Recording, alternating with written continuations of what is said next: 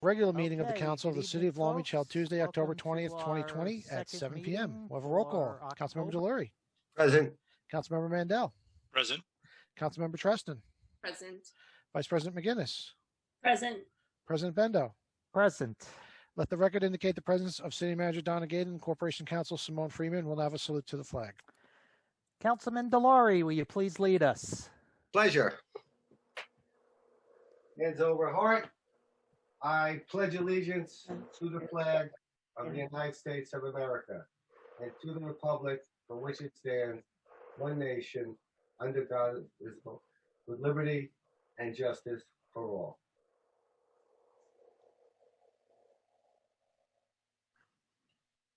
All right, thank you.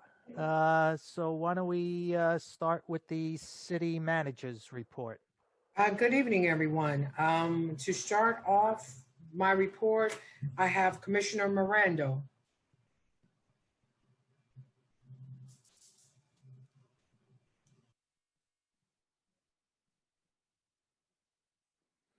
Good evening. Can you hear me? Yes. Okay. So the city manager asked me to report on 2 items tonight. First is on the potential sale for the garage property on Long Beach Boulevard. And as part of that, we're looking at our transfer station as a place to relocate. We've engaged Averco and Bartolucci to do a phase 1 environmental assessment for the site. And that evaluation will be done under the requirements of the American Standards Testing Method Guidance Document E1527-13 and with the appropriate inquiry requirements. In order to complete that phase 1, they will be doing a information and document review with federal, state, and local environmental database search. Be looking at the fire insurance maps, aerial photography, environmental liens, and local regulatory agency telephone inquiries and FOIL requests. Site inspection will include checking for any existing storage tanks, waste storage areas, any kind of old transformers, drainage systems, stained soil, distressed vegetation, and any kind of irregular topography. I've spoke today to them. We've issued the PO, and this assessment should be done for us by November 6th, which will help us proceed to the next step if we so choose to relocate the garage there. And that's item 1. Item 2 is just a quick update on Edwards Boulevard project. The contractor has started his mobilization, bringing in equipment and materials. And the end of this week, we'll be starting on the drainage portion of the project, which is the passive drainage system that will go in the grass islands. So it's not drainage that you'll just see basins, but there'll be very large perforated pipes in the ground to take groundwater. This project on Edwards Boulevard, in coordination with the project that'll be coming up shortly on National Boulevard, will now have the 2 main accesses down to our boardwalk area from the main part of the city completely redone, and will be 2 nice gateways down to that portion of the city. So unless there's any questions, that's really the short report I have tonight. Just a quick one, John. In terms of doing the assessment on the garage property, since while we're at it, are they going to do one on the transfer yard as well, since we probably need to know the condition of that, or we'll just do that later? That's actually, we're actually doing the environmental assessment on the transfer station property where we would relocate the garage. We are not going to do a environmental one on the garage itself. That would be up to any person who fills out an RFP and determines that they might actually secure the property. It would be up to the buyer to do that at the garage. Okay, that's fine. All right, that's all I had. Anybody else got any questions for John? Okay, thanks, John. You're welcome. Thank you, John. Okay, the next person speaking is Gabriella, and she is going to talk about why so many residents are seeing an increase in their water bills.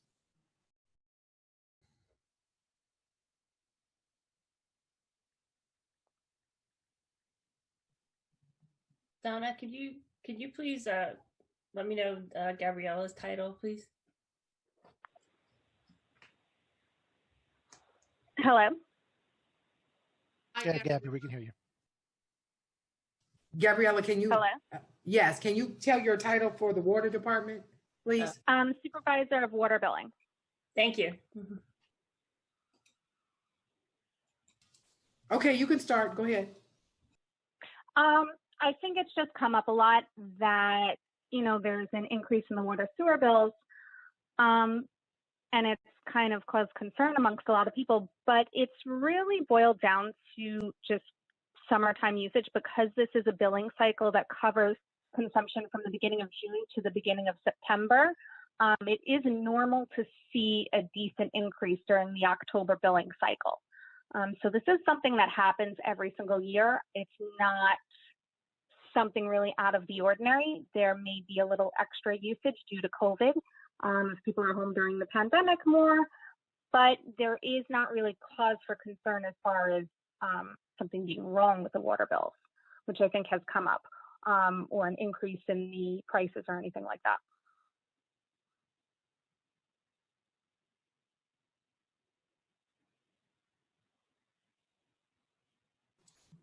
Thank you. Does anyone Okay. have any questions? Gabriella, Mike Delory, has anybody ever called that was uncovered that they actually had a leak, or you just can't determine that? No, sure. Of course, there are people that have leaks. If there's something abnormally high, I try and reach out to people during the month that we do the meter readings, which would have been like in September. If I see something that's unusually high, I try and reach out to a resident to let them know that there might be something going on. And yes, there are times that it could be due to a leak. However, I will say that more frequently during this billing cycle, a lot of extra usage is because of the summertime months. Thank you. Anyone else got any questions? No, thank you, Gabriella. Okay, thank you, Gabriella. Okay, next we have Mr. McNally. Good evening, everybody. Just a few quick items that the city manager asked me to speak on. Number one, wanted to reiterate what was announced at the working meeting this past Thursday, that hours for the boardwalk and the beach, the restrictions thereof have been lifted. So we are back to the boardwalk and the beach being open till 11 p.m. for anyone who wishes to still be there at 11 p.m. Those were all part of an executive order related to COVID. So if the situation on the ground warrants it in the future, that obviously could be reinstated. And just so everyone is aware, with respect to COVID, throughout almost the entire summer months, our 7-day rolling single-day average, so smoothed out average over a 7-day period for number of positive cases detected within the city's boundaries for a single day, hovered anywhere between half of a confirmed case or positive test case to one. For the past 3 weeks, I would say, or 2 weeks, we're now over 2 confirmed cases a day on a 7-day rolling average. So that's by no means a spike. It's nowhere near where we were in the springtime, but the numbers are starting to nudge their way upwards. That's not the metric that the state necessarily uses. They use positivity rate. So all of those tested, what percentage of those tested have tested positive, but we don't have access to that data. So this is really the only data that we have on our level to really keep an eye out. So we will continue to remind our residents to wear masks, social distance, stay home when you can, and wash your hands thoroughly and frequently. Number two that city manager asked me to speak about was the bike lanes on Broadway.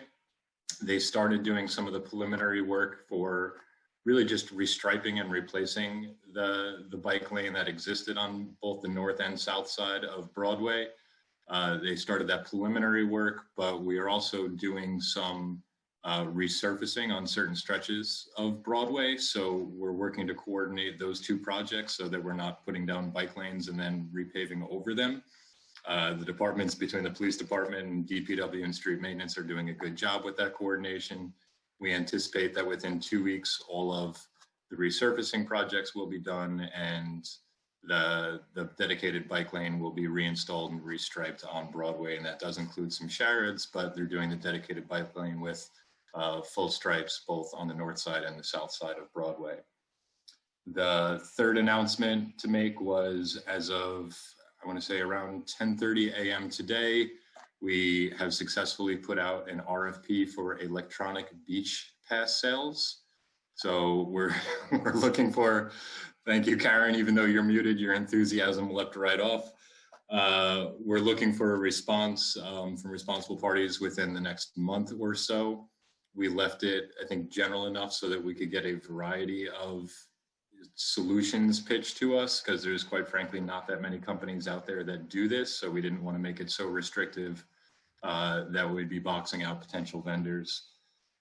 So that's exciting, and we're hoping to really sign a contract if everything goes according to plan sometime early in the new year. And lastly, just to remind everybody that our collaboration and partnership with the Chamber of Commerce and the Arts Council for Beyond the Beach, our citywide fall celebration, is this weekend from Friday, Saturday, Sunday. We've got over 30 houses that have signed up for the house decorating contest, and over 50 businesses that have either signed up for storefront decoration or to offer discounts or incentives for their respective businesses. So we've got really good buy-in for our first year. We think it's going to be a really fun really fun, event. We're praying for good weather. And look forward to this being the start of a really good tradition moving forward. So those were my 4 items. Any questions? Yeah, for the Beyond the Beach, the rumor was there was going to be a map online so people would be able to know what businesses and were participating, what houses were being decorated and stuff. How would people find that?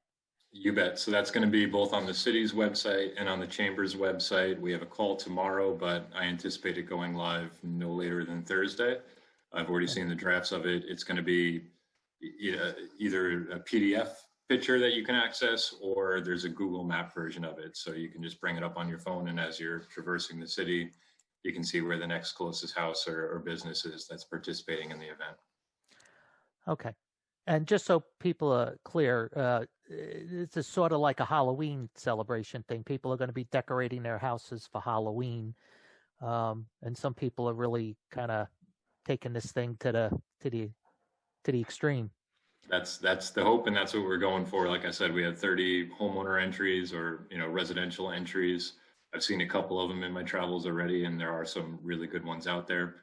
And again, this is a tradition that we hope grows over the years, but also brings a little fun in what's been a rather difficult summer, and helps drive a little bit of business to our local commerce.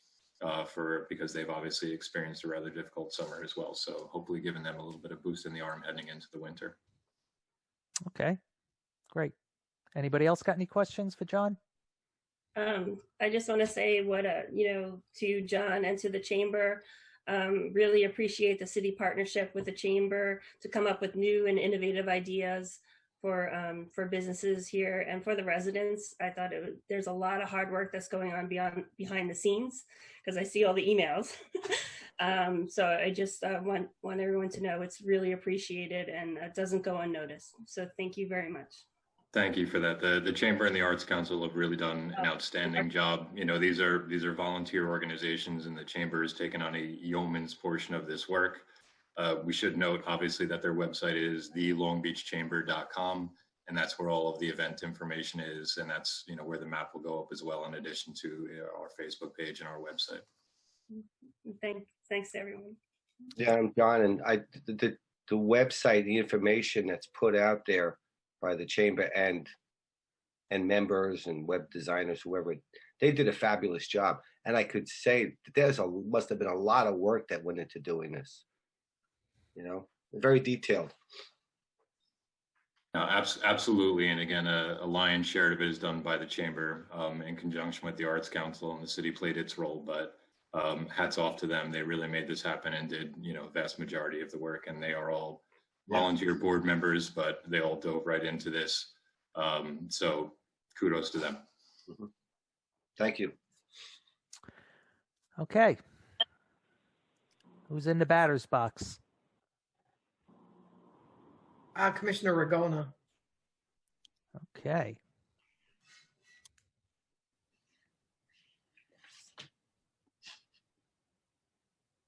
Hi, good evening, everybody. Can you hear me? Yes. Is Yep. Dave, is it still the same as the phone number? I'm sorry? No, I'm asking Dave a question because there's a phone number. Is that Scott? That's me. I was booted off, so I'm on by phone. Okay. Sorry, Commissioner, please continue. No problem. The city manager asked me to speak about a topic which has come across my desk numerous times in the last week, and I'll be brief. However, it's important to a lot of our residents, and it involves bicycles. So, Mr. McNally touched on it earlier in regards to the bike lanes, which are very important to our residents. And we have secured a grant through Patti Bourne, thank you, and Tyler over in Economic Development, working with them to restripe the bike lanes along Broadway. Broadway is it is the best location in the city to have our bike lanes. It runs through a significant part of the town, through our city. It runs from New York Avenue down to Maple, uninterrupted. And so we started striping, and we're coordinating with Public Works.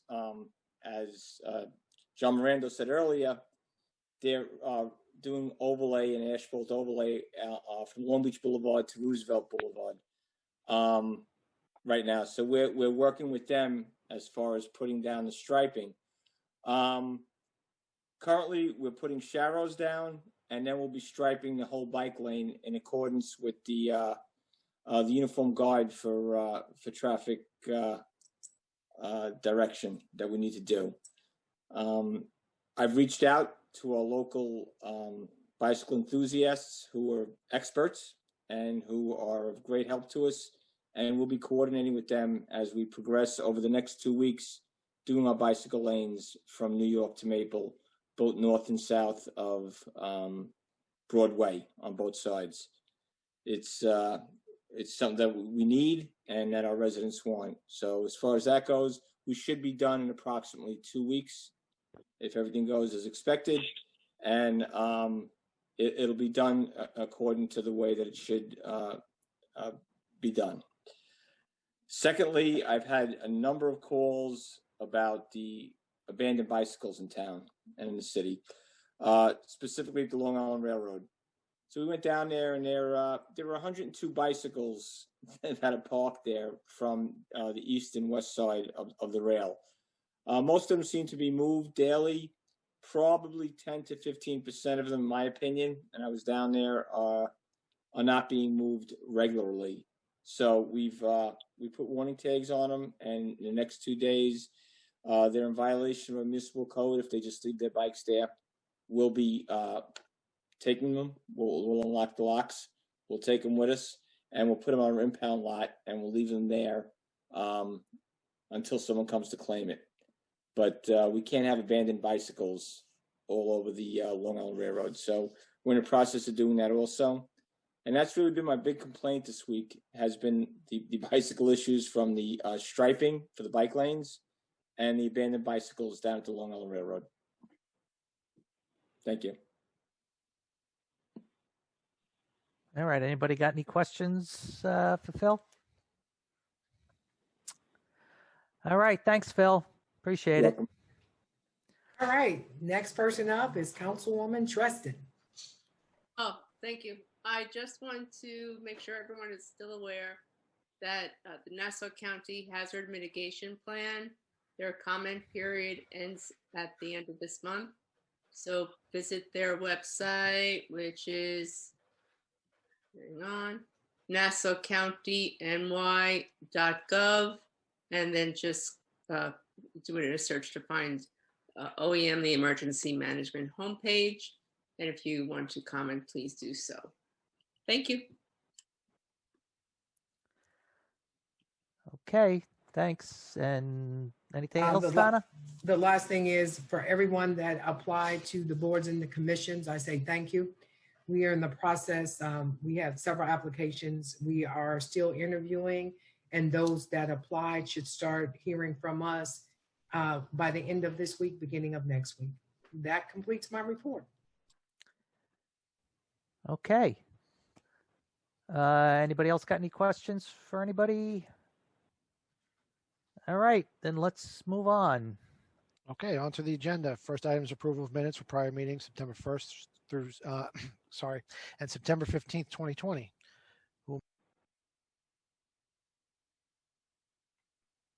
Sorry, I hit the mute Yeah, there for a you second. muted yourself. Yeah, sorry, I hit the button by mistake. Who will make a motion to approve? I will. Second, I will. voting, Councilmember Delory, Yes. Councilmember Mandel, Yes. Councilmember Treston, Yes. Vice President McGinnis, Yes. President Bendo. Yes. Okay. Item 2 is a resolution authorizing the city manager to amend the agreement for architectural engineering design services for the City of Long Beach Bulkheading-North Shore project and to amend the budget. And I'm going to guess that's our Mr. Mirando again. That's correct.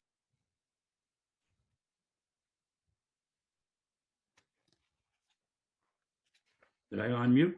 Yes. Okay. So back in 2015, we signed a professional services contract for architectural engineering design and construction administration with Tetra Tech for the North Shore bulkhead. This is the third request for an increase in cost. These increases have already been approved by the Governor's Office of Storm Recovery in the amount of $43,099.13. We don't have to lay out any of this funds. This comes directly from GOSA to us and then from us to the engineering firm. This is the third increase in the budget over a 5-year period. Costs have changed and some of the design parameters have changed and some of the construction work in progress has changed. So we just need to approve this because we're the ones that hold the purchase order. Okay. Anybody got any questions for John? Okay, hearing none, do we have any questions from the public? I have no hand. Oh, wait a minute. We have Roy Lester. One moment. Okay, Roy, go ahead. Whenever you're ready, go ahead and unmute. I unmuted. You can hear me? Yes. Okay. 3 times they've asked for increases, and I'm not sure. I understand this is just for administration and construction inspection. Now, I understand if you're doing construction, costs go up and things change. But just on the inspection, I mean, there's not a lot that's changing. This is just the bulkhead. And it's basically the same as when we first started. And the administration, why? And I know it's not our money. I mean, it's not the city's money. It's our money because it's our taxes. Why are these things going up like this? Well, their costs for their engineers and people that work for them go up. In addition, there's been several change orders as things that that you don't expect when you're doing the construction. As an example, we just had to approve a $265,000 change order due to an issue related to a deflection in the bulkhead as a result of a requirement from the New York State DEC to place concrete between the old bulkhead and the new bulkhead. So that took a whole new redesign and additional time for inspection services to see that through. How much was the original contract? I don't have that in front of me, Roy, but Do you know how much it goes back to 2015. So No, I know, and I tried to look it up and I couldn't get it. And do you know how much the additional funding was for the other 2 times? no, I don't have that in front of me either. All right, if I could get it at some point. Yeah, you can. Thanks a lot, John. Give me a call in the office. I'll have all that right there. Okay, thank you. Okay, any other questions from the public? You're muted, Dave. Nope, that was the only one that I have. Okay, then let's move on to item 3. Okay. Item 3 is a resolution authorizing the city manager to enter into a contract for street lighting maintenance and repair with the lowest responsible bidder. And I'm going to guess that's John again. Correct. So our street lighting contract has run out with extensions with Wellsback as of the end of November. We put out a new bid for vendors picked up contracts, only 3 bid. The prices ranged from $365,910 to $809,410. The winning bid was New York Trenchless Incorporated at $365,910. And we did do a significant check on their references with a couple of the towns and the New York State DOT that they did work for. We got very good recommendations on them. A portion of this is for normal monthly maintenance. The monthly maintenance charge from what we were paying will drop from $15,000 a month to $7,000 a month. So that's a significant savings. The additional money in the contract is based on estimated repairs to underground lines and things of that nature. So this is typically, we put in the amounts that we've experienced over the previous years. So there's a chance that we may not spend any of that, because at the same time this contract is going out, we have a grant by NYPER to finish replacing all of our non-LED lights, which is about another 700 lights. And in addition, they'll be adding a monitoring program that will automatically send a text to us or an email when a street light goes out before we hear from even a resident. So I think we'll be saving a significant amount of money over the next 2 years with this contract. Okay. Well, actually, I'll start. Okay, John, I'm going from memory here, but Wellsbach, we were paying them about $15,000 a month, right? Correct. All right, so this is basically a wash. So this is about the same price as we were paying Wellsbach. No. Their monthly maintenance fee is only $7,000 a month. Oh, I'm sorry. That's right. Actually, a savings of $8,000 a month. That's true. I'm sorry, because you said the difference was for anticipated repairs. Yeah. All right. So, anybody else got any questions? I have one, John. Commissioner, it was Mike Delory. Did Wellsbach bid on this portion again? Yes, they did. Their bid came in significantly higher than it was last time. Their bid came in at $571,000. Okay. Yeah, and I guess the smart technology, or the question or the comment that you made about the ability to find out if a street light goes out before a resident may call. Right, that's not part of this contract. That's part of a NYPER grant that we have that we're presently working on. We included that in this contract for information for the contractors, so they know that significant change will be coming.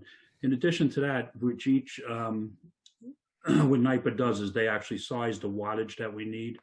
And as a result, when we lower wattage on a bulb, we don't pay metered rates for street lighting. We pay based on the wattage of each bulb. So each light fixture. So by properly sizing, as we have been when we do new street construction, properly sizing the wattage that we need, we're reducing the cost that we're paying to PSE&G.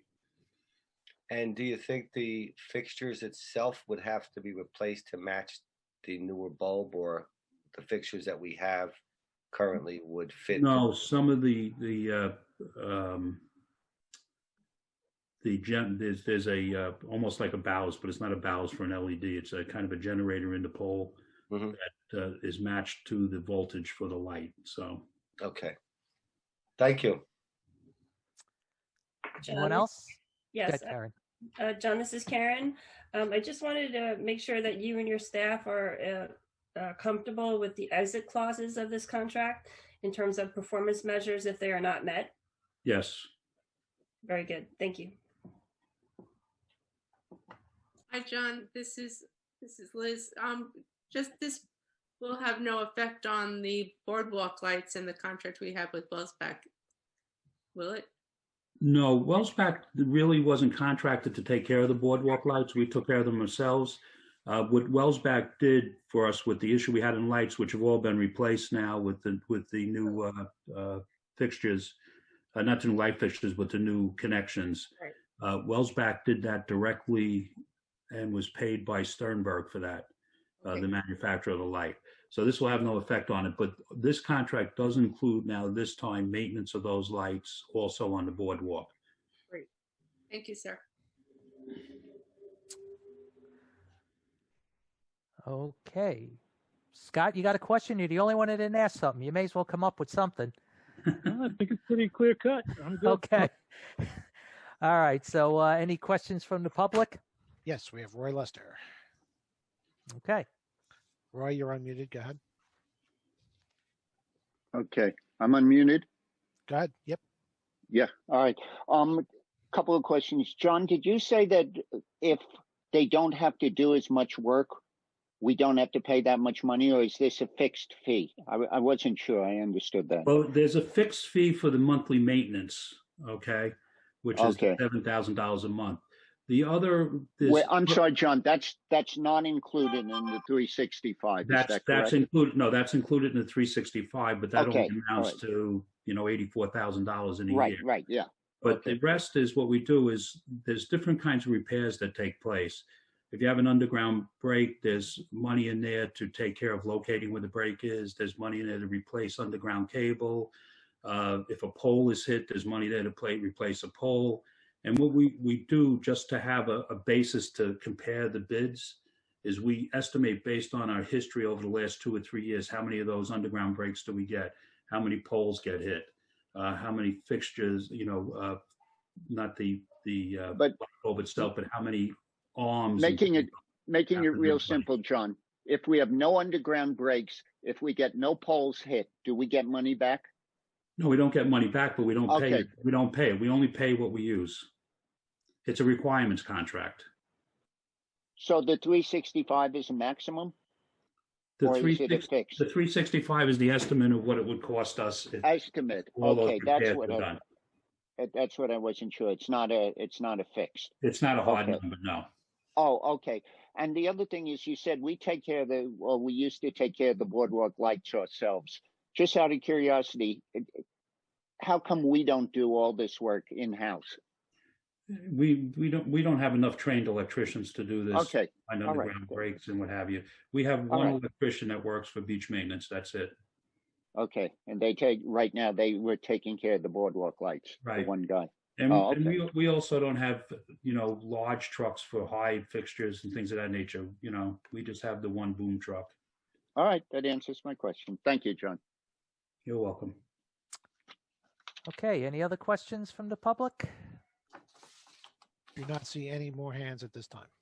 Okay. Let's move on to item 4.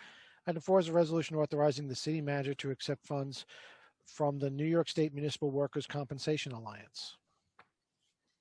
And that is Simone. Good evening. So we are part of the New York State Municipal Workers' Compensation Alliance, or Comp Alliance, and they administer our workers' compensation insurance and various other municipalities' workers' compensation insurance. So in appreciation of its members and also in response to COVID, they have been issuing member loyalty awards. So we have been issued a member loyalty award of $44,786 that we'd like to accept.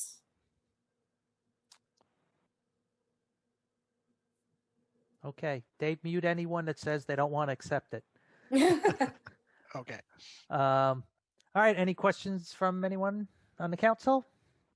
Yes, this is Karen. I have 2 questions for you, Simone. Yes.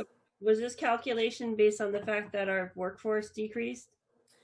Well, we did get a previous check, and I think that was based on the calculation of our workforce. This is something that they review, it's my understanding, annually, and it's based on your long-term membership and also what your claims are and how things have been processed. So in part, I think they might be giving a little bit more because of COVID, but it's a mix. They do the annual loyalty award anyway, but it's slightly a mix, I guess, if that answers your question.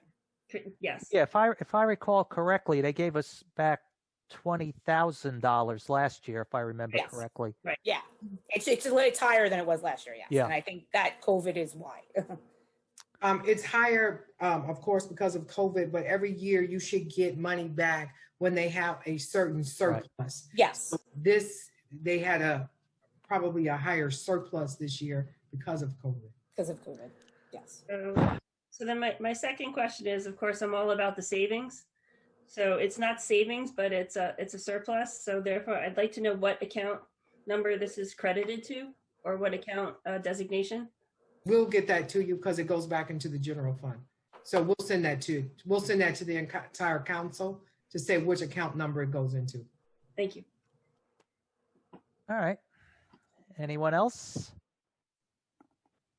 All right. Any questions from the public, Dave? Yes, we have Roy Lester once again. Okay. Roy, you're unmuted. Go ahead. Okay. What did we pay last year into this alliance? Roy, I'll have to look that up and I'll get that back to you. Okay, and it's basically an alliance, so, and it's a not-for-profit, isn't it? Yes. So doesn't that money, the surplus, belong to the members? Yes, the surplus, it depends on what their bylaws say, but a surplus does belong to the members, but they can. So it's not an appreciation of its membership, it actually belongs to us. Well, that's what they call it. As a member. Right. Yeah. That's what they call it. Okay. Yeah. And is there a formula to this, to what they give us? I have no idea what the formula is. We will have to look at to see how they divide within their bylaws, how they determine a surplus. Okay, thanks, Don. You're welcome. Thank you. Okay. Anyone else, Dave? Nope, that was it. Okay. Let's move on to item 5. Item 5 is a resolution authorizing amendments to the Urban Development Fund budget years 2016, 17, 18, 19, and 20. All right. That's Patti Bourne. Okay.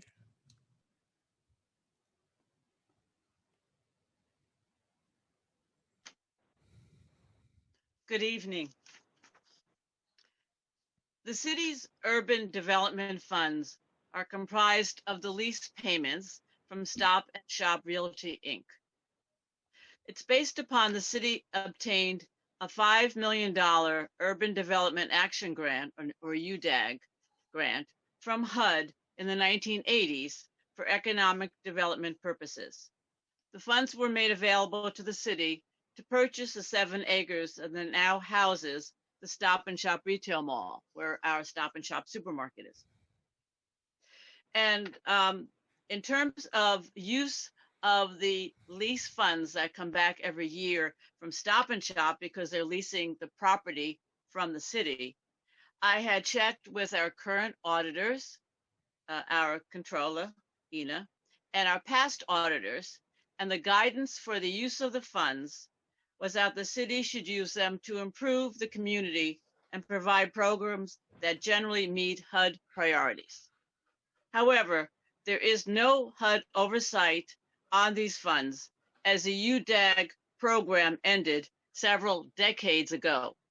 And in fact, I spoke to someone who used to work for HUD and is knowledgeable, and he concurred again that there is no interest or action from HUD, but we're following the guidance on the use of the funds from our auditor.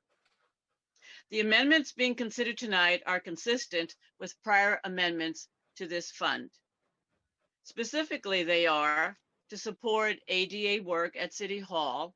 We're going to make improvements to the new elevator that's going in, the second elevator, and support for community programs and staff. And one example is the senior programs that we support that will now be virtual rather than in person due to COVID. So there are 2 actions tonight in the resolution. The first is to amend the 2016 through 2019 fund years to put money into contracted services, and that total will be used for the elevator towards the total cost of the elevator, pay a portion of it, and that's eligible because it's ADA purpose. And we're also looking to allocate the funds for the year 2020, and those funds will be used for, as indicated in the resolution, for salaries, temporary salaries, and contracted services consistent with priority programs.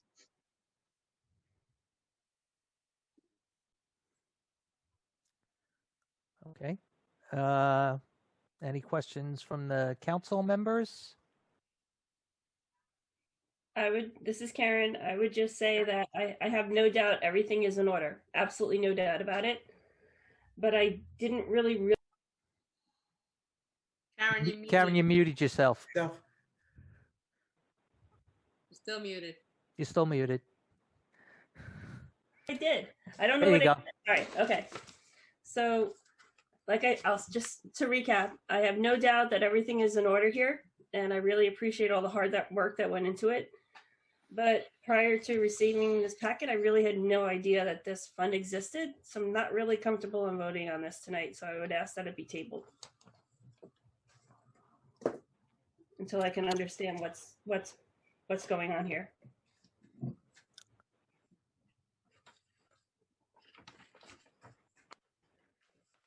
I'm not sure. Are you making a motion or?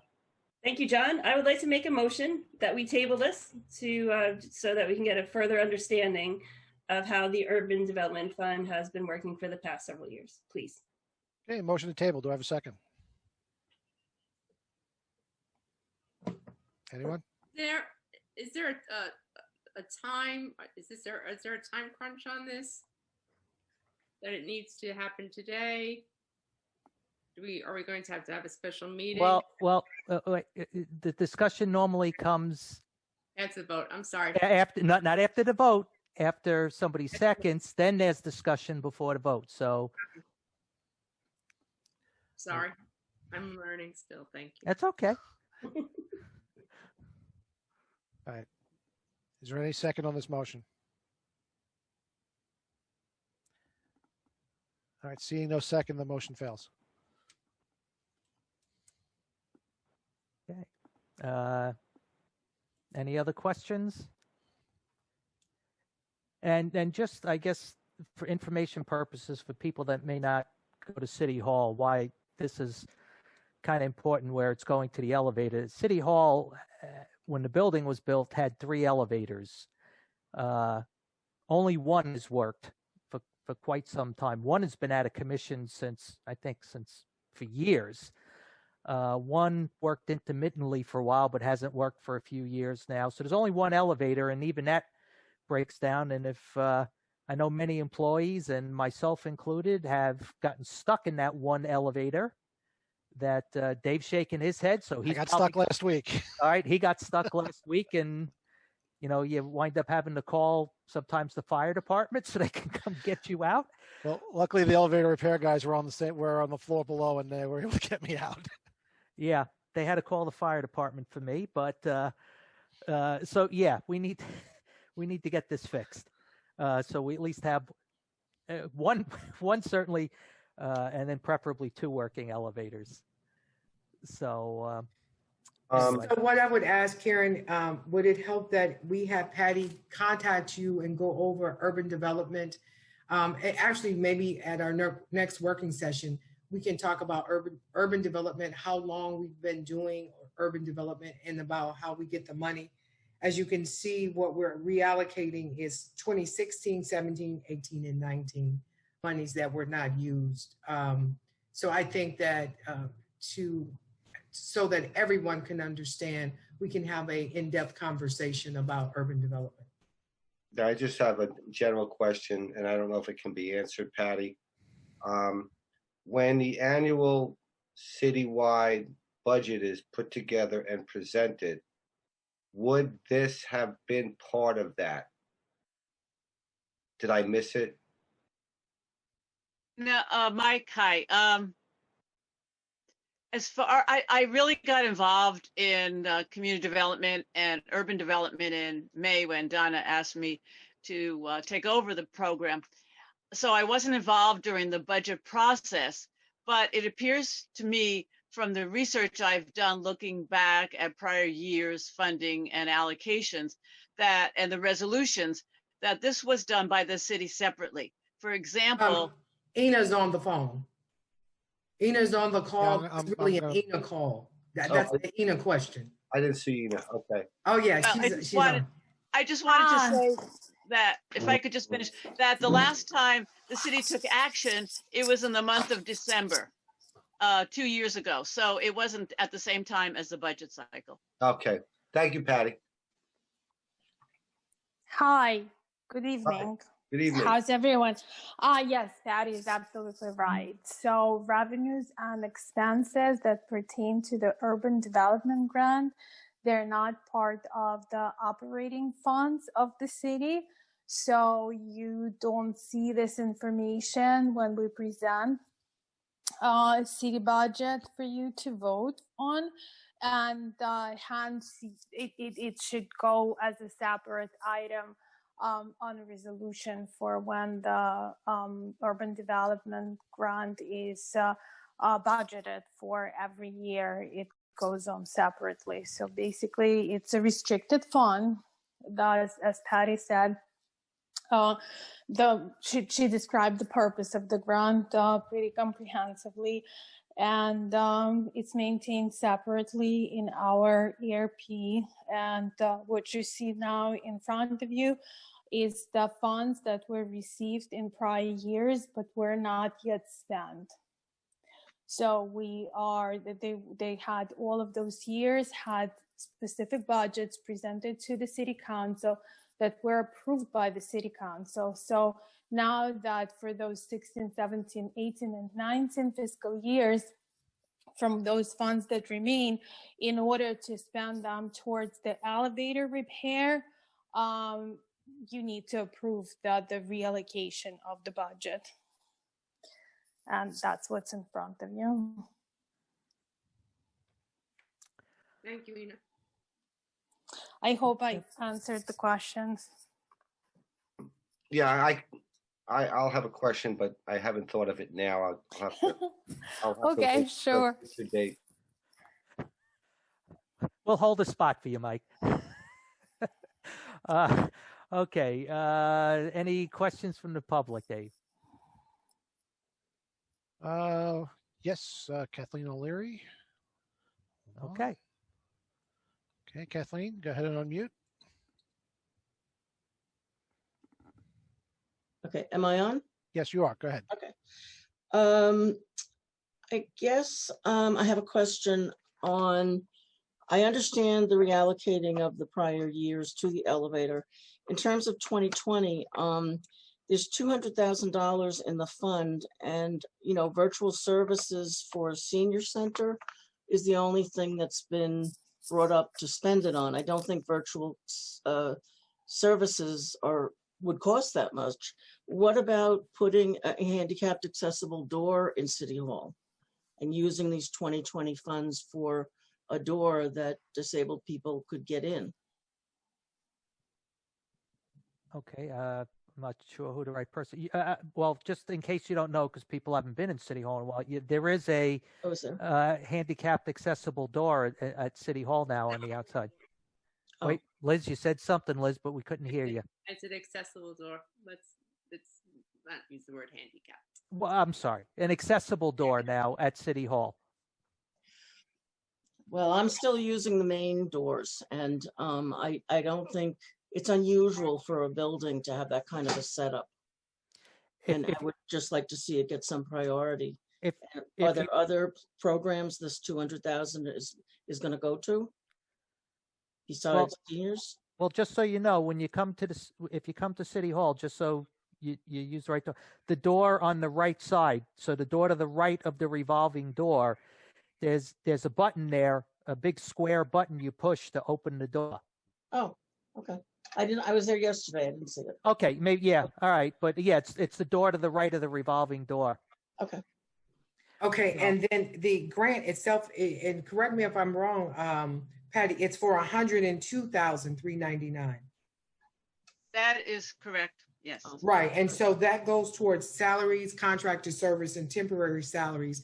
And the senior services, that is Zoom, is not just going to go for those services. It will be for any service programs that we can do, not just for, we're not going to spend $102,000 on Zoom for seniors.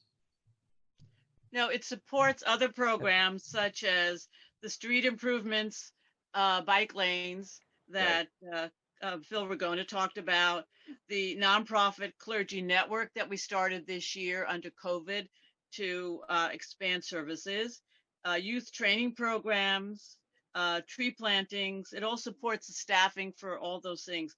The ADA bathrooms on the 5th floor for the MLK youth programs and residential rehab, the college lab at MLK. So it's staff support to make these programs work, because there's a lot of procurement involved in any type of use of these types of funds. Okay, thank you. Okay. Any more questions, Kathleen, or did No. we answer everything? Yes, that's everything. All right. And by the way, hello. We haven't Hello. heard from you in a while. I know. All right. Thanks. Anyone else, Dave? You muted, Dave. John Miranda had his hand up. Oh, okay. John, you're unmuted. Go ahead. Yeah, just on that discussion of the accessible door, we put that door in temporarily, but just remember that we have a design going on for a $1 million hazard mitigation project being funded by FEMA to redo the entire first floor of City Hall. And at that time, there'll be bigger improvements on accessibility. Good. Good to know. All right. Anyone else, Dave? Hang on one second. Oh, no. Okay. Nope. All right. Let's move on to item 6. Okay. And item 6 is a resolution authorizing transfer of funds for the 2020-2021 fiscal year. And that's Ina. You muted, Ina. Not muted anymore. There you go. Okay, so I'm not sure if you've seen this a lot in the past, but the appropriate thing to do is to move your budget where operations really take you. And in this case, there is a need to increase the budget in regular salary lines. And that's what basically this resolution is about. There were as clauses there that explain what it's for. There were 2 conversions from the part-time positions to the full-time positions. And the majority of the difference between those part-time salaries and full-time salaries are covered by the termination in the same department. However, there was a $5,400 deficit.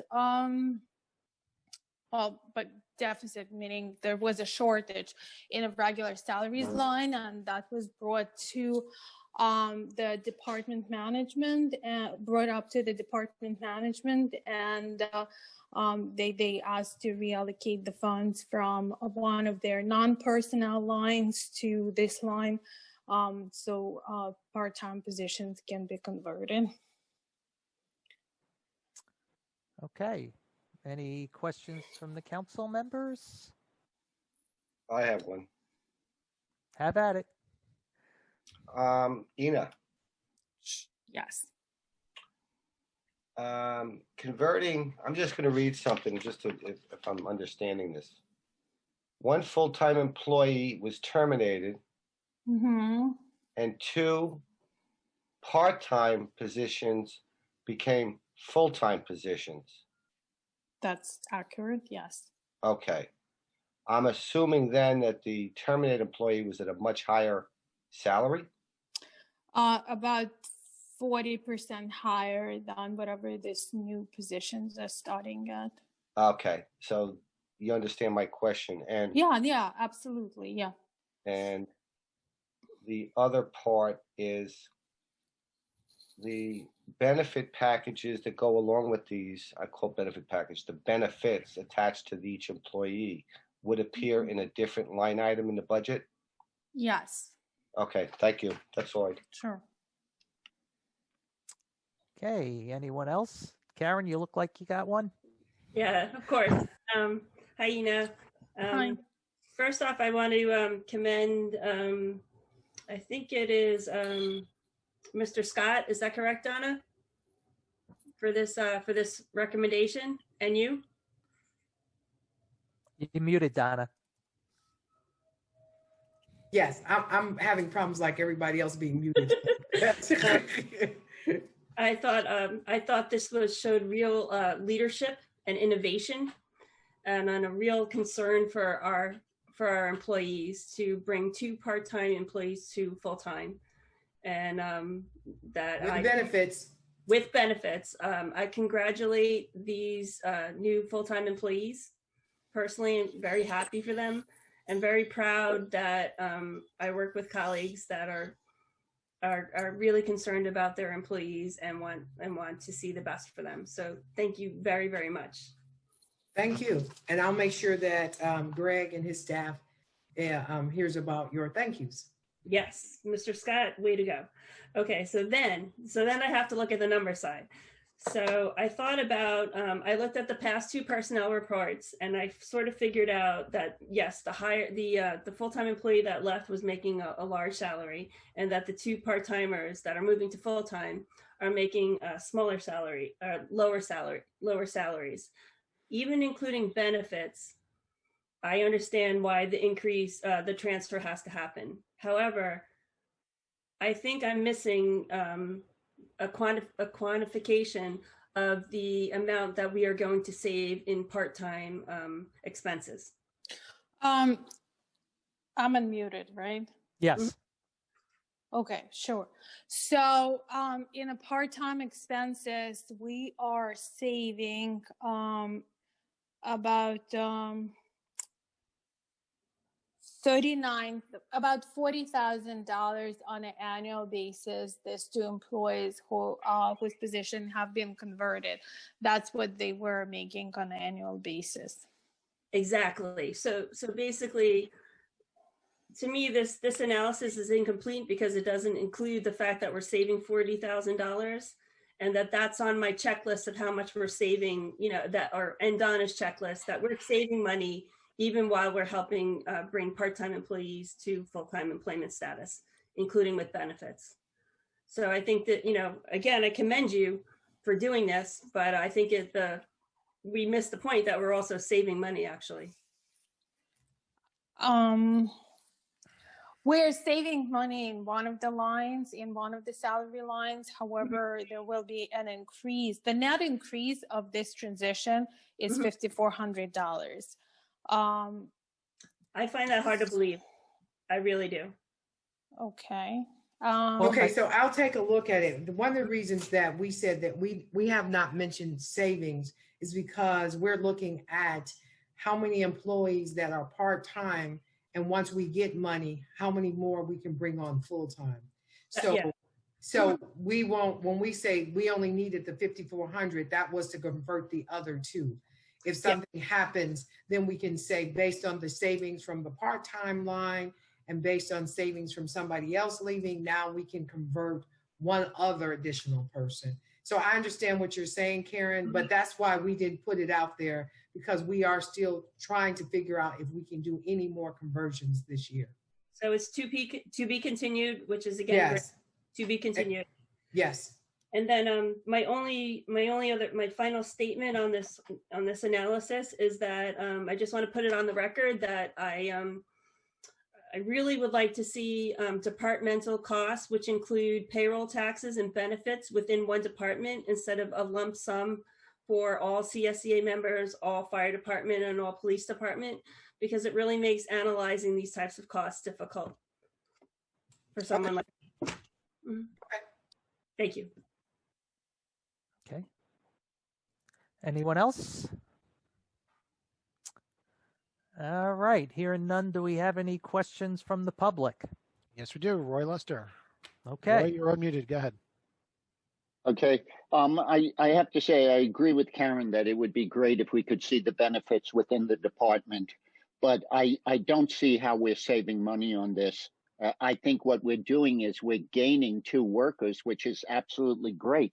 Now, my question is, we have almost $250,000 set aside for overtime. Is this going to affect the overtime at all? Can we come down on that? Roy, we're looking at everything as a whole.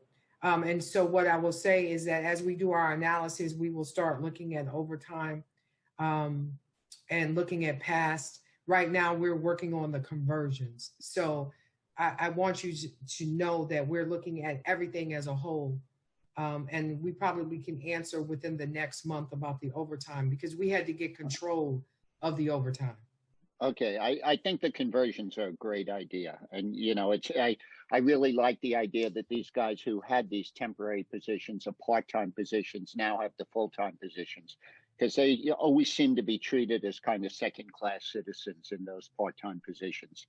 And Yes. they, you know, they're great guys, those guys. I do have a question, though. The money that it came from supplies and material. Now, last year, when we did the budget, we normally spend around $20,000, $25,000 on supplies and materials. But last year, the budget was raised to $55,000, more than doubled on supplies and materials. And now we're finding that supplies and materials, we have extra money. How are we so wrong? Well, we can't tell you about the prior year's budget because nor Ina nor I was here when the prior year budget was done. However, this year's budget, everyone was told that they are accountable for their budget. And because we were reducing everyone's budget, I believe that they came in looking at things more realistically, and as well as that the information they received wasn't just for prior year. It was also for at least 3 years prior to that. So I think now people, and along with the finance people, we're all looking at what we're really spending and not what we're looking at our needs, not necessarily our wants on certain line items. Well, but that's what I mean. It went from 25,000 in 2020 to 55,000 in 2021. So what we're doing is that there's something there. We'll have to go back and look to see what they're asking for that needed to go on that line. And now we say we have 5,400 extra in that line. So they may have had a savings.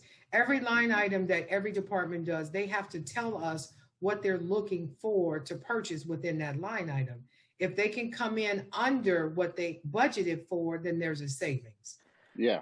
And Roy, just remember one thing. One of the hallmarks of budgets in previous years was underestimating of expenses. So the budget this year was trying to be more in line with the reality of what they've been spending historically. So that may also be, I'm not saying this specific to this line item in the budget, but that may be what are the factors that may have caused it to change. But John, you can see each year what they spend, and they never spend 55,000, never even close. But all right, okay. Regardless, I think it's a great idea. That's true, Roy. They may not have, but they may have seen that there was something in this current year, which we will get back to you on, that they needed to spend extra money on. They have to justify why they came up with that number. We didn't just put that number in there because we thought it was a good number. So they justified that they were purchasing something that would increase it. And we can get that information to you. Yeah, and okay, Roy, that's consistent to any line item. If you had 20,000, 25,000 the year before, 30, 20, and you go to 60, somewhere along the line, it's going to be explained the need. Now, if that need doesn't exist anymore, yes, it goes back.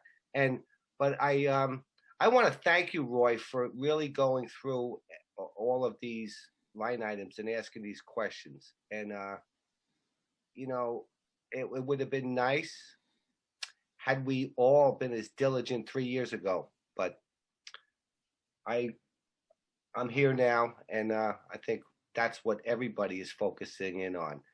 Every person that you see in this video does look at those numbers, and Donna looks at them daily. So I'm more comfortable.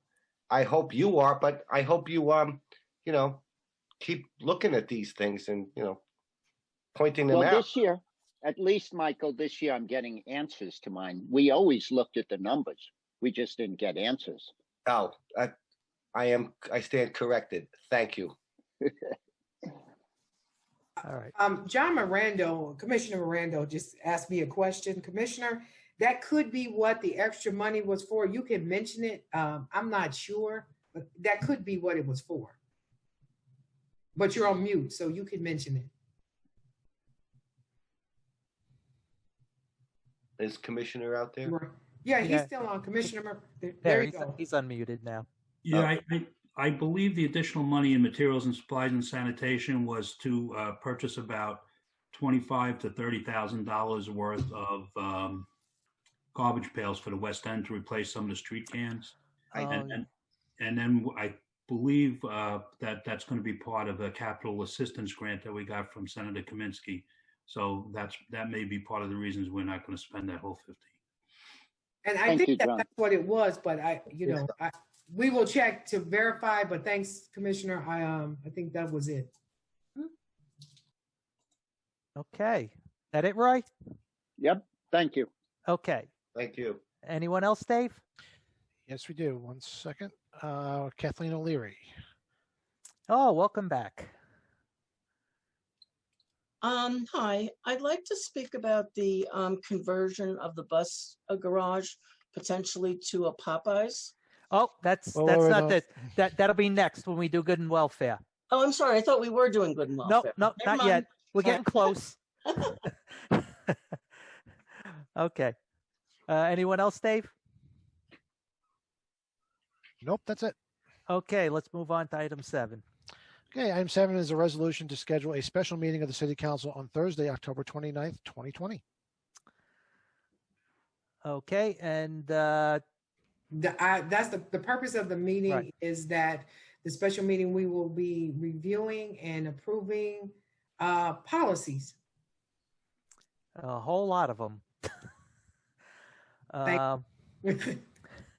All right. Any questions from the council? I just have one question, and Donna, I don't know if you can answer this or not, but it has to do with the October 29th, the policies. There is a lot of data there, and I think that's why we are scheduling a special meeting. And for example, if Mr. Lester wants to read all of these policies in advance, I would gather that he would just be given a heads up that this is going to be rather lengthy read. Would I be accurate? It is. Yes, it is a very lengthy read. We have been working on these policies with CMA for quite a while. Right. And they've gone through legal review. They've gone through all types of reviews so that they are policies for government, for a municipality. So Roy, if you want to take a look at the policies, I will gladly we can send you a copy because I know you, but it's a lengthy reading. We can get those. If possible, I will talk to Dave Frazier, people that want to ask questions about any of the policies. We'll have the list out shortly of all of the policies. So I'm also reminding the council that if you have any questions, please get those to me because I'm not the only one that answers the questions. And so I want to make sure we get all the questions and everything sent back in a timely manner for the meeting. I know it's a lot of reading. Yeah. And the reason I pointed out, because I know Roy seems to like to review everything. And I personally I'd like to give him an opportunity because I know getting it on, let's say, if it's a Thursday meeting or whatever day of the week it is, getting it 2 or 3 days before is going to be a lengthy overnight read. And that's all I'm asking for, if there's any way that could happen. Thank you. Okay. All right. Any other questions? All right, Dave, anything? No hands raised at this time. Okay, then let's get on to the voting. Okay, we'll start with item number 2, which is a resolution authorizing the city manager to amend the agreement for architectural engineering design services for the City of Long Beach Bulkheading-North Shore project and to amend the budget. Who introduced and move the adoption of this item? I will. Second? I will. Voting, Councilmember Delury. Yes. Councilmember Mandel. Yes. Councilmember Treston. Yes. Vice President McGinnis. Yes. President Bendo. Yes. Item 3 is a resolution authorizing the city manager to enter into a contract for street lighting maintenance and repair with the lowest responsible bidder. Who introduce and move the adoption of this item? I will. Second? I will. Pick one. Okay. Voting, Councilmember Delury, Yes. Councilmember Mandel, Yes. Councilmember Treston, Yes. Vice President McGinnis, Yes. President Bendo. Yes. Item 4 is a resolution authorizing the city manager to accept funds from the New York State Municipal Workers' Compensation Alliance. Who would introduce and move the adoption of this item? I will. Second. I will. Voting, Councilmember Delury, I didn't. Is Scott okay? Yes, but I don't know if I heard some noise. Councilmember Mandel, Yes. Councilmember Treston, Yes. Vice President McGinnis, Yes. President Bendo. Yes.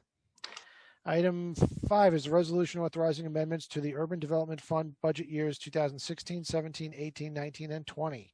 Who would introduce and move the adoption of this item? I will.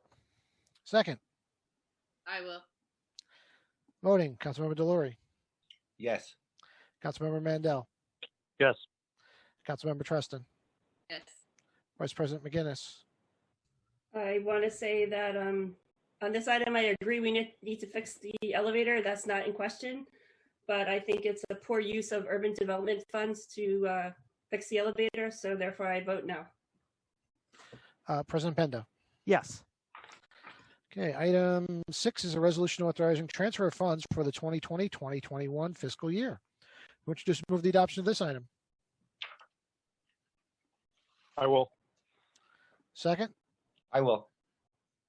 Voting, Councilmember Delury, Yes. Councilmember Mandel, Yes. Councilmember Treston, Yes. Vice President McGinnis, Yes. President Bendo. Yes. And finally, item 7 is a resolution to schedule a special meeting of the City Council on Thursday, October 29th, 2020. Who would introduce and move the adoption of this item? I will. Second. I will. Voting, Councilmember Delury, Yes. Councilmember Mandel, Yes. Councilmember Treston, Yes. Vice President McGinnis, Yes. President Bendo. Yes. City Manager's personnel report has been filed by the City Clerk, who will make a motion to close the meeting. I will. Second. I will. Voting, Councilmember Delury, Yes. Councilmember Mandel, Yes. Councilmember Treston, Yes. Vice President McGinnis, Yes. and President Bendo. Yes. Okay.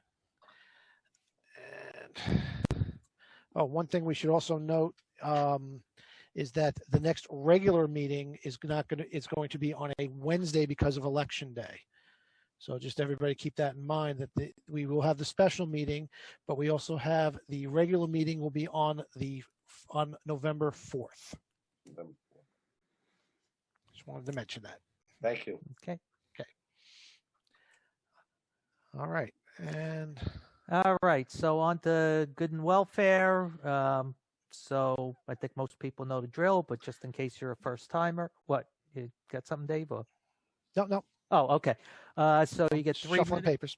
You get 3 minutes. Please act with some decorum. And Okay. who's up first? Folks, just a reminder, you can use the raise your hand function if you want to speak at Good and Welfare. We have 3 speakers so far, and we're going to start with Roy Lester. Okay. Go ahead, Roy. Wow. Okay. On the parking that you did the other day at the work session, I have a couple of questions. In our revenue, we have commuter parking lot fees. Is that just I'm not sure what money that is from. And we also have parking meter fees, and I'm not sure what that money is from. Can you answer that and not take my time? Maybe I will try. Okay. Okay, so the commuter parking account is for the parking at the Long Island Railroad train station. And the other one, Roy, what did you say? What was the other one? Meter fees. Yes. Yeah, that's the parking meter. So we actually combine revenues received for this municipal parking lots. It's included, if you have the city budget in front of you, it's included in the clerk fees line. Clerk fees? Yes. Okay, so what are the parking meter fees? Ina, are those the Dave? are those Yeah, the Muni meters at the train station? Yes. Yeah, because we have Muni meters. So people who don't buy an annual pass for the Long Island Railroad parking lot, there are Muni meters for people who park by the day. So why did the projection for I guess it might have been COVID or something that went down from 125,000 down to 90,000 this year? Was it because of COVID? The majority of the declines were due to COVID, yes. Yeah. Projected declines, yes. And our biggest revenue for the parking are the fines. We make $400,000 in parking violation fines.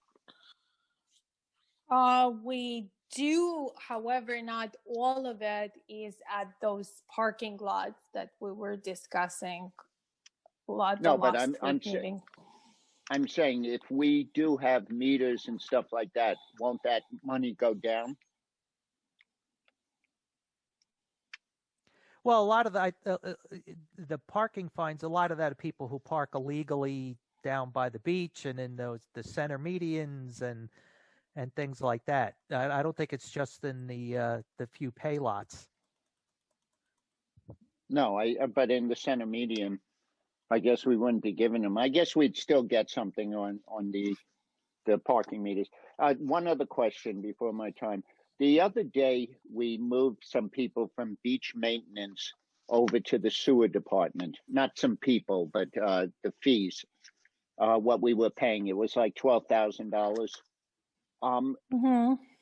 And yet in beach maintenance, we have one of the biggest overtime budgets in the city. That's $400,000 in overtime.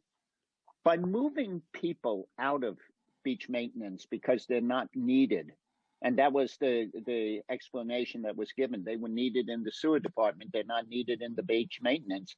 I don't understand then, how do we run up $400,000 worth of overtime and then get rid of people because they're not needed? Okay, that's a question that Roy, I will have the department heads give you a call. Okay. Why we felt the need to move people, and so that they can better explain the overtime to you. Okay, I know you told me you needed the people in the sewer department, which, listen, I'm not arguing about. It's just, I guess, when I see a $400,000 overtime bill, and then we say, well, we don't need the people, I guess it just kind of bothers me. All right. Well, part of the overtime, which I will tell you, part of the overtime is that we have projects that we do in-house versus sending them out. And so even though we are spending a lot of money in overtime, we do have a savings because we're using the staff that we have. But I will have the two people give you a call, and then we'll talk to you about that. Okay, thank you. All right, thanks, Roy. I'm sorry, last thing. On the parking, I mean the bike lanes on Broadway. It's really nice they're being repainted, but if you allow people to park and you allow them to put their garbage out front and stuff like that, I mean, the Allegria is one of the worst offenders. You can never go by there without that bike lane being blocked. And all up and down Broadway, the bike lane is blocked at different places. If there's no enforcement, then you're kind of wasting your time making a bike lane there, because then it just puts the people out into the street, which is dangerous. So I'm asking for a little bit of enforcement when it comes to that. And I know the Allegria is a tough one to enforce things on, but why have a bike lane if people are going to park in it? Thanks, Roy. Will do. All right, thank you. All right, who's next, Dave? Next is Kathleen O'Leary. Go ahead, Kathleen. Okay. Now I'd like to speak about the bus garage. Okay. There's a few things. I know the city council is considering the offer to put a Popeyes in there, but there's a couple of things I would like to have considered. First of all, this is the main entrance to Long Beach. And what you have when you come over the bridge is you have a huge McDonald's there with a big American flag, which is fine. Then you have the bus garage, and then on the other side, you have Taco Bell and Kentucky Fried Chicken. So the idea of putting another fast food restaurant in the middle just doesn't seem like the image that we want to project. I know years ago when they were thinking of putting the Dunkin' Donuts in the West End, everyone was saying not too big, we don't want box stores here and so forth. And this just seems like it would be fast food alley. I did a little research on the bus garage, and it turns out that the city bought it from AT&T in 1939. And it's quite possible it was built in the 20s. So you're speaking of a building that blends in with the architecture of many of the landmarked buildings in Long Beach. I've always noticed the clay roof piece and the shape of the windows. So, and also I've tutored in the houses in back of these establishments. I don't think the people, there's a lot of noise back there just from Long Beach Road.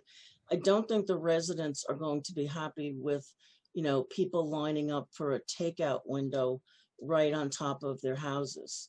So I would like those factors to be considered. I do like Popeyes. I think it's a good, as fast food goes, I think it's very good.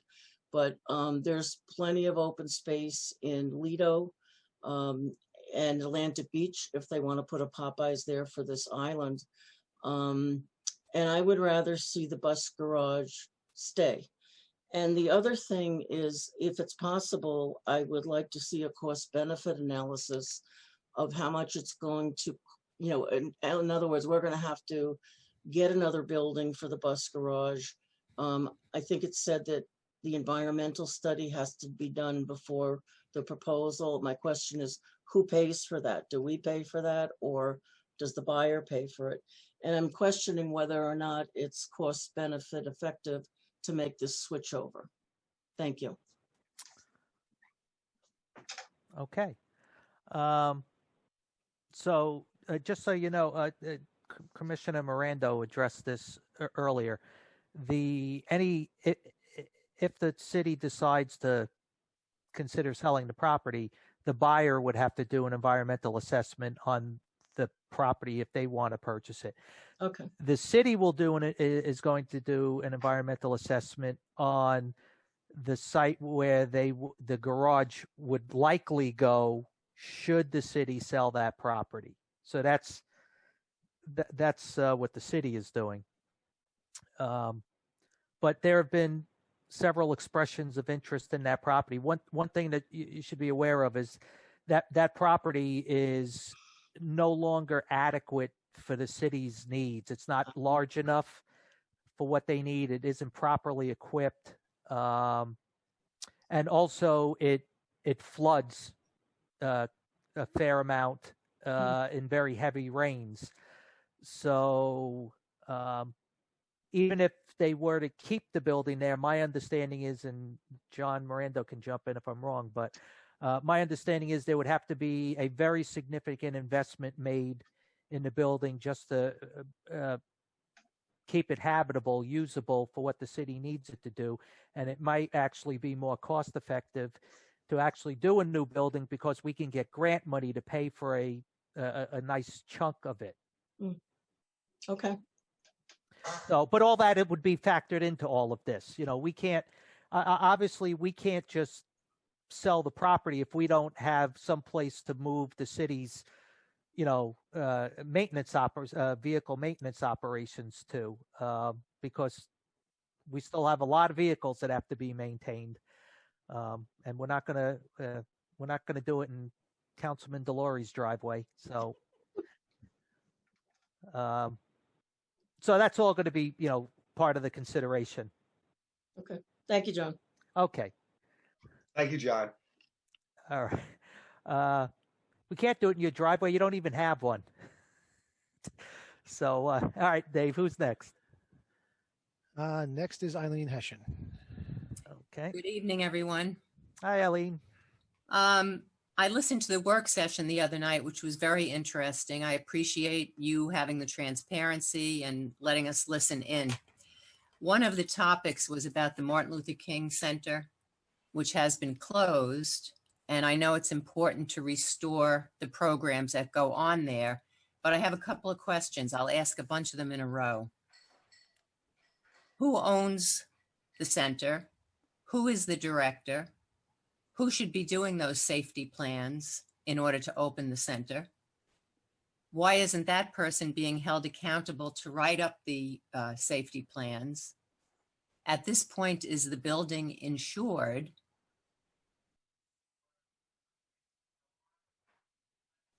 Sorry. I think we lost her. I'm sorry about that, Eileen. Sorry about that. Do you have me now? Yeah, sorry about that. You're back. Okay, where was I? The building insured.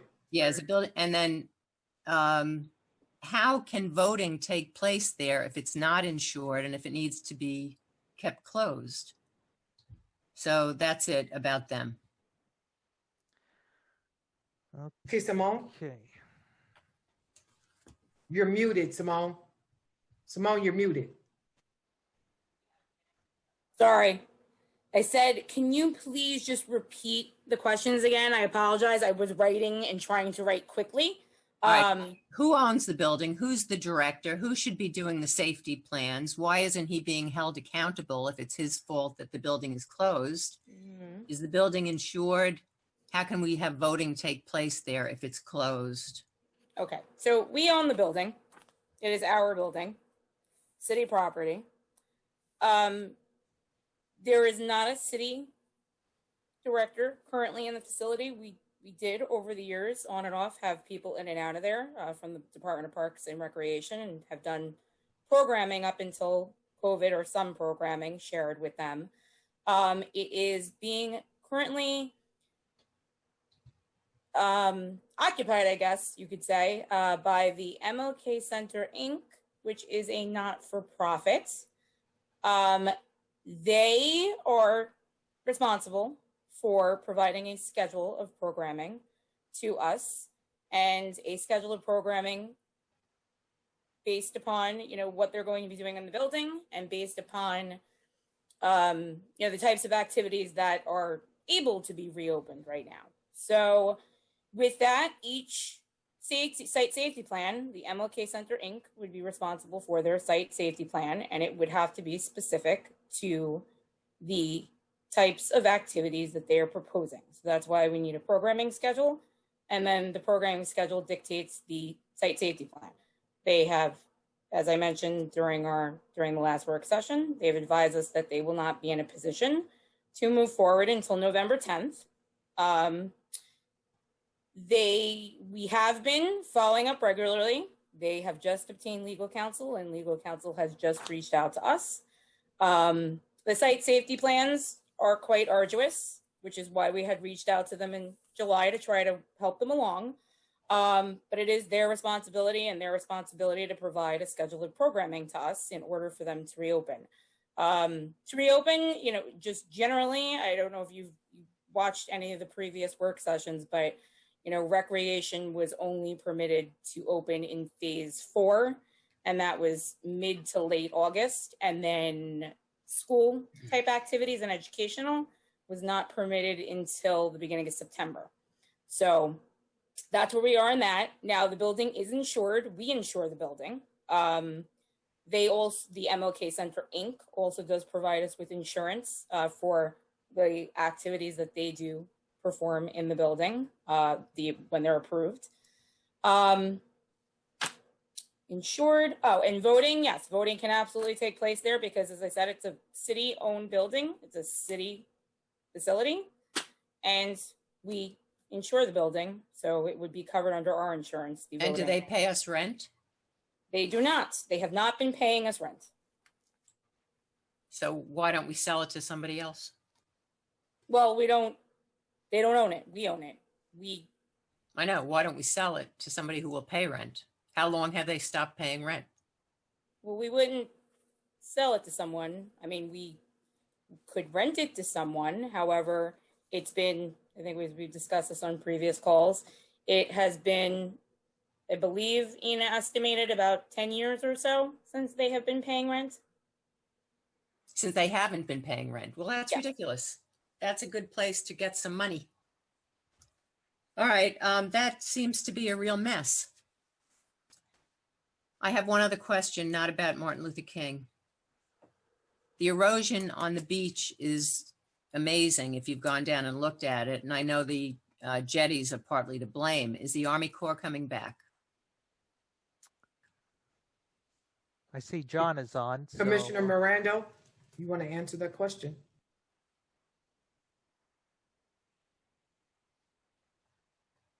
You're muted, John. Yeah, no, I just unmuted. Okay. Actually, the Army Corps was there today to do an inspection of the crossovers and the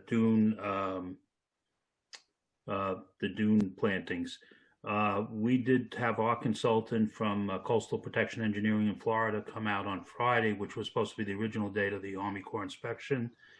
And we did review all the groins and review some of the areas that are eroding. The biggest erosion problems that we're having are at locations where the groins were not replaced by the Army Corps. There is a certain amount of natural erosion that is taking place now that we've had some storms. We are in the process of developing and approving a draft operation and maintenance plan. We will be, once that plan is adopted, we will be able to move some sand around, which will lessen some of the impacts of the beach erosion. But according to the Army Corps design people, what's taking place is just a reshaping of the slope. And over the winter, there will seem to be a lot more erosion. But as the summer comes again, the sand will place itself back in some of the areas that it's missing. We're still always going to have a problem with the groins that weren't replaced because it's, as opposed to being, 800 or 1,000 feet between groins, those locations are about 2,000 feet apart. So that's why. Right, those look ridiculous, that the ones that weren't done. It's like sinking ships. And But you know what I'm talking about, John? It's almost 3 feet. It's like a big slope. They call those scarps. Yeah, we're getting scarp development. And then our beach maintenance people will knock them down. We left some of the scarps there over the last couple of weeks because we knew they were coming out to inspect and we wanted them to see them. Oh, good. We also just gave away a lot of sand to somebody, the town of Hempstead or something. Can we get it back? No, that sand, just so you know, that was not sand. We had an issue with the town of Hempstead to help us. When the Army Corps left the maintenance aisle between the land side of the dune and the boardwalk was supposed to be left at an elevation of 7 feet so that we could get maintenance equipment under the crossovers to maintain that maintenance aisle. Because if you don't maintain the maintenance aisle, what happens eventually, it fills up with sand and eventually will take over the boardwalk. Right. So when they left, they had left the elevation at 9, so we needed to remove sand. We did not have the large equipment to take the sand over the dune and into trucks. So we agreed to work with the town of Hempstead, and we took that sand out and gave that to them, and that was how we paid for using the trucks. So Gotcha. Okay. it worked out to our advantage. Thank you. And that sand will likely come back to us in a year or two, right, Commissioner? Yeah, this yes, absolutely. The sand moves from east to the west, and the town doesn't have as many groins as we do, even. So we'll be getting a lot of that sand back over the next year. Very good. My final comment, I guess, which is beating a dead horse, is that South Nassau is starting to build in the hospital area there next week. And I think some pressure should be put on South Nassau to knock down the old Long Beach Hospital because it's a nightmare. That's all. Thank you very much. Good night. Good night. All right. Anyone else, Dave? Yes. Next we have Judy Vining. Okay. Hi, Judy.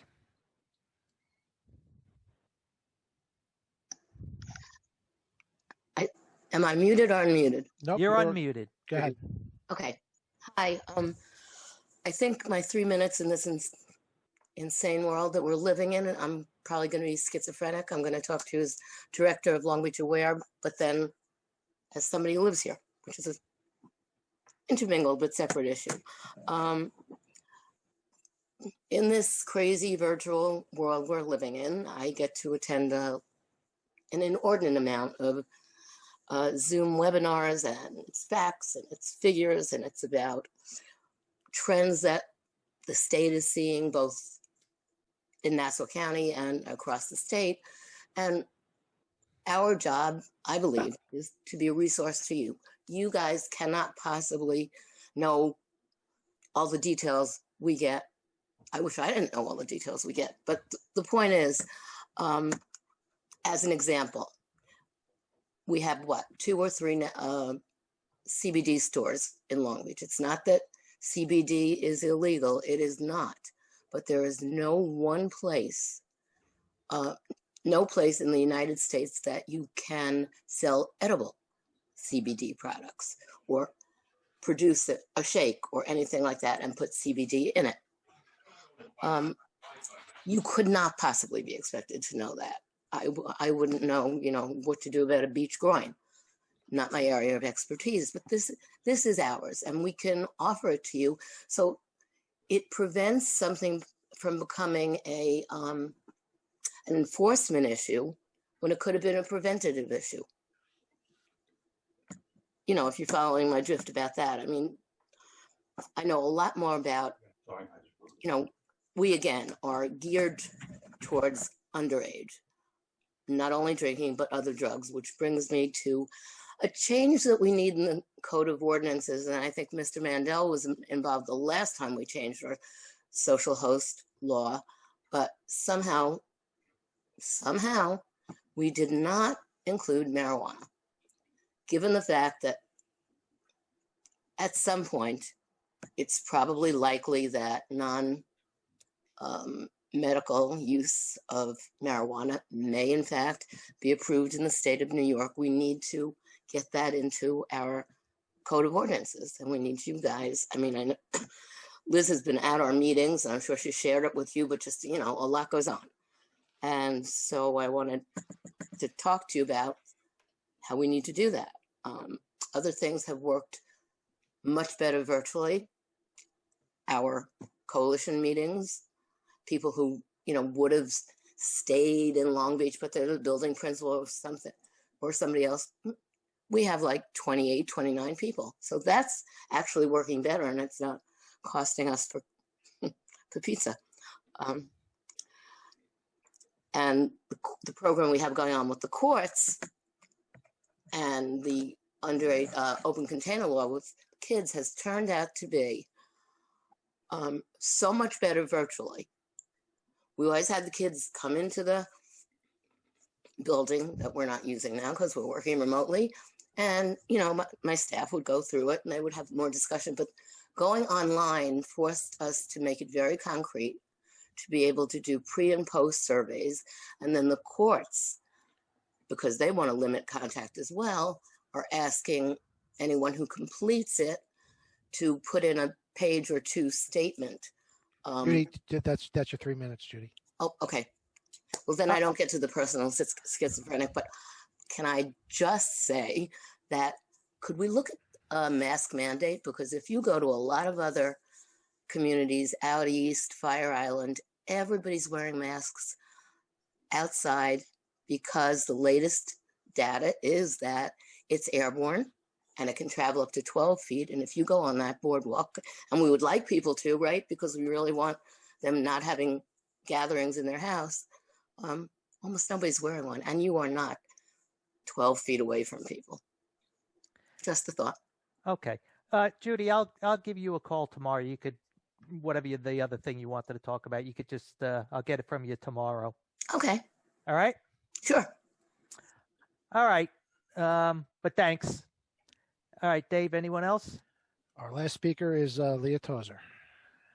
Ms. Tozer. Hi. Hello. How's it going? Long time no speak. I know. I just want to say, like, for the chamber stuff, we're so excited to be working with you guys, and for everyone should just know that the city council has been like amazing, and John McNally. So I just want to do like a huge shout out. This has been really cool. But I'm gonna.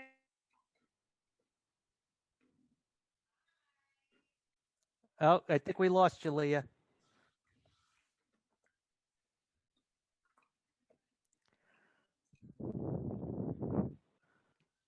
No.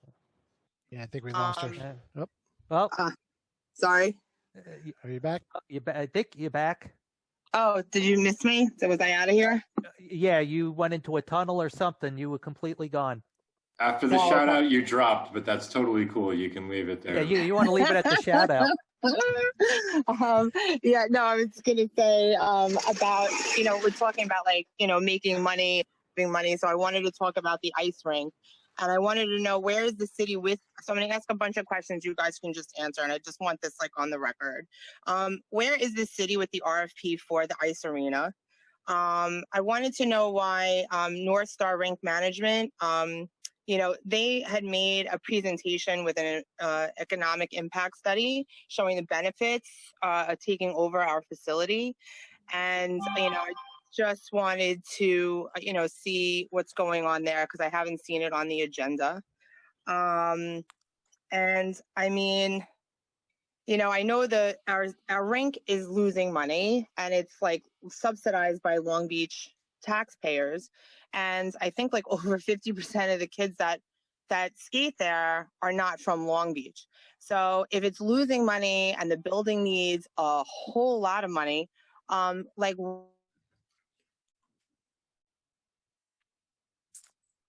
Uh-oh, I think we lost her again.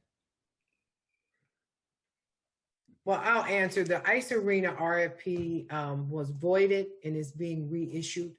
The RFP went out. The responses we received did not match the RFP.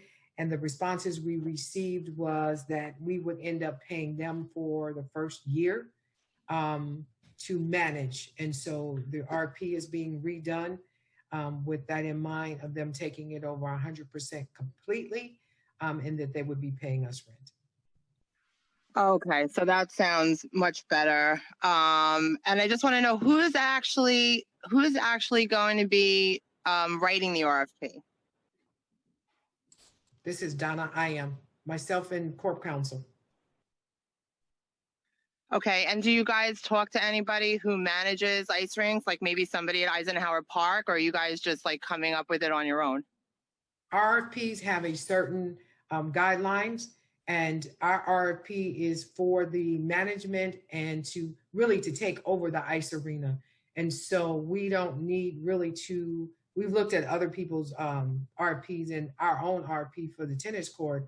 We're not looking for them to come in to give us a service. We're looking for them to come in to take over the building, such as we did for the Magnolia Center. So we're good. The first one that went out wasn't quite the way we wanted it to be, get the responses we wanted. And so that's why we're tweaking it and sending it back out. Okay, that's awesome. And do you guys know when you expect to put that out? Early next week. Awesome. Thank you so much. You guys are awesome. Thank you. All right, take care. Anyone? Bye. Anyone else, Dave? Nope, that's it. All right. Well, thanks for joining, folks. We will see you on October 29th for the special meeting. If you're going to join us. Otherwise, if not, then remember the next regular meeting is not the first Tuesday in November, because that's election day. It will be the Wednesday, the day after, the 4th. So we'll talk to you again on the 29th. And have a good night, everyone. Have a good night. Get out and enjoy Beyond the Beach celebration this weekend. Yep.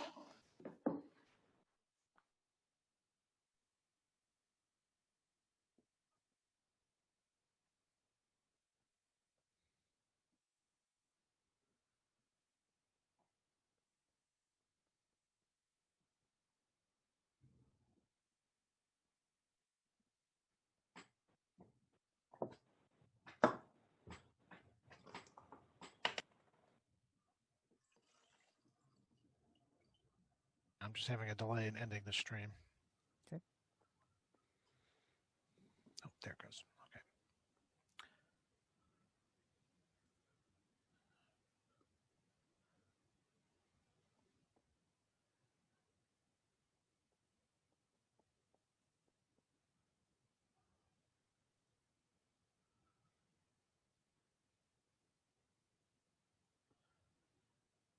And hang on, we got some stragglers on here. Bear with me 1 minute.